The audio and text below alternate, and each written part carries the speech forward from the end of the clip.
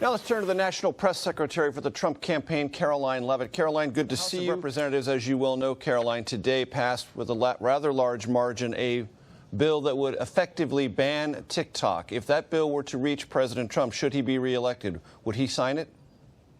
Well, that bill will likely be heading to President Biden's desk if it makes it to the Senate, so that's a question for him. However, on the issue of TikTok, President Trump in 2020 took very strong action via executive order because he believes that TikTok is a national security threat to the American public. The president also understands that this is a wildly popular app used by millions of Americans across the country to create content. And so he wants legislation that will protect the privacy, security, and data of all Americans, but will also ensure that we can have American ownership of this company and divest from Chinese ownership to ensure that millions of Americans can still use the app. He'll defer to Congress on the details of how that gets done, but the president certainly wants to see a solution that works for all Americans.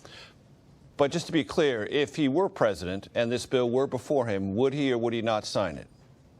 I will not comment on the merits of this specific bill. What I will say is that the president believes TikTok does pose a national security threat. He wants to see the privacy and the data of all Americans protected, and he wants to see the app still be able to be used by millions of Americans across the country.